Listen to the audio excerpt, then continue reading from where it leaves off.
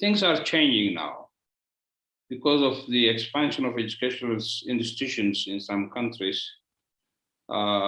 Once young people are educated at any level, even if they are completing high school, then the awareness they have about their governments is very clear.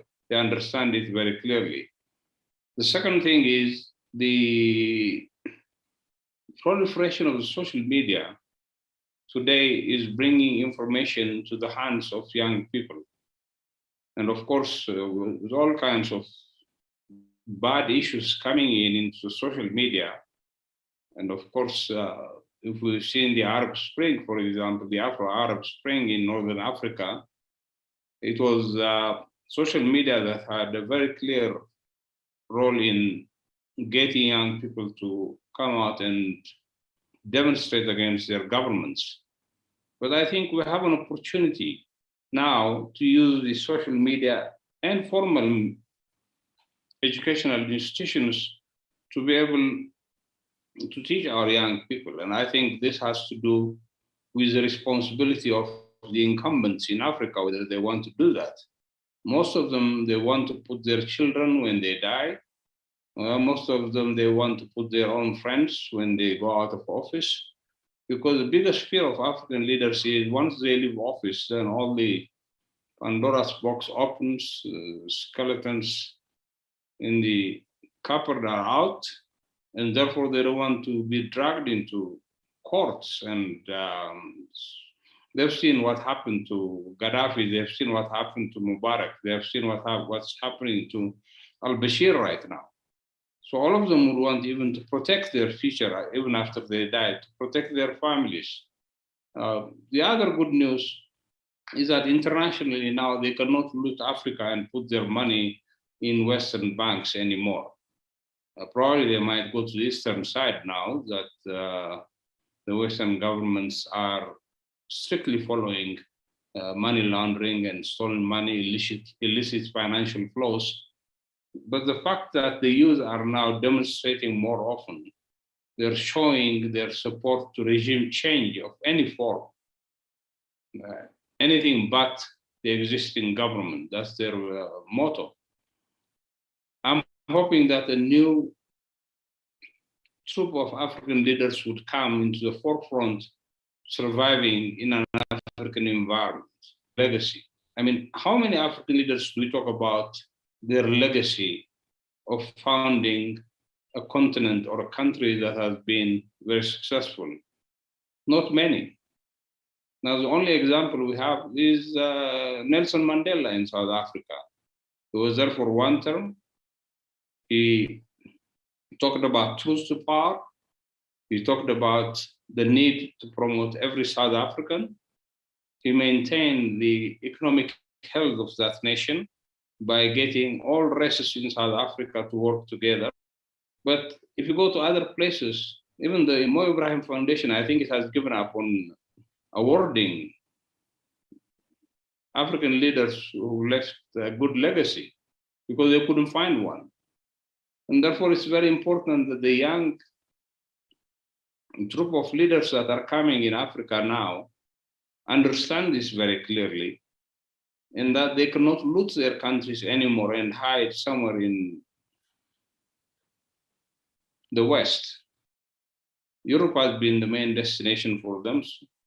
Middle East has also been a destination for them.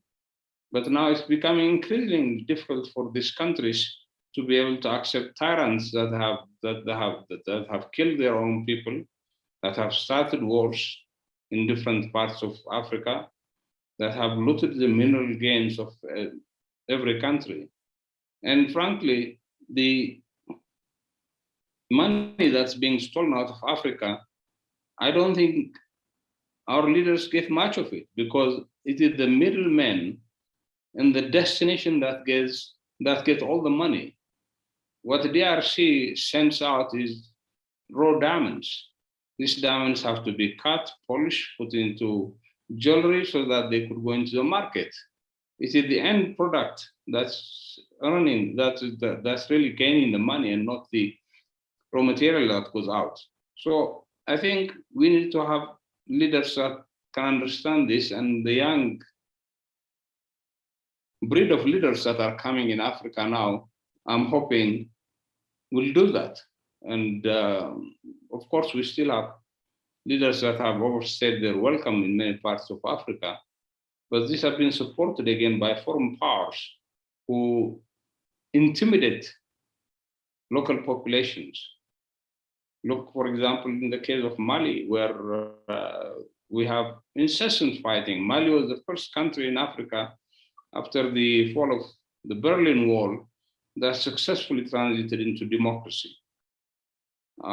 Countries like Ghana have shown what you call the two turnover test in a democracy, in elections, where an opposition, a civilian opposition, has taken power from another civilian government. But that has become a rarity. Almost 31 countries in Africa have political parties that are leading them since independence. And this becomes a very troubling situation. If you see parties like Chama Punduzi in Tanzania, the ANC in South Africa, the EPRDF in Ethiopia, which is being replaced now, these are parties that have taken power as a result of independence of the countries or as a result of military gains by opposition guerrilla forces. But in a situation like that, how do you reform? How do you change the law? Because you are the one that is oppressing the people. How do you make law that is going to favor the people? It becomes difficult in that case. But anyway, now I'm trying to understand, is there any situation in Africa where some of these laws have been changed to favor their people, in the exception, of course, Mugabe in Zimbabwe of their land reform? Is there any attempt even of some country that are trying? Because all of us cannot just be blind. There must be someone who wants to see, or who is seeing somehow, who is making an attempt to change some of this law to favor them. Are there some evidence are there some example that we can see in Africa, some countries? Well, I don't know of any one country that has done. In fact, if you see at the Anglophone Africa, almost all the judges, even their uniforms are like the UK judge, and even the procedures themselves, the way the legal regimes are written, the way people are presented to the courts and everything has not changed. Of course, there have been some efforts to do that in some countries, but I haven't seen that. Much of this change must come from the population. You have to have plaintiffs in civil society who would initiate this kind of process and make sure that the populations, their constituents, understand it so that they can demand it.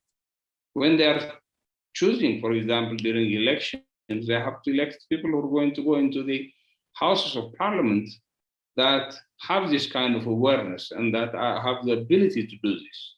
So that change has to come from the internal side.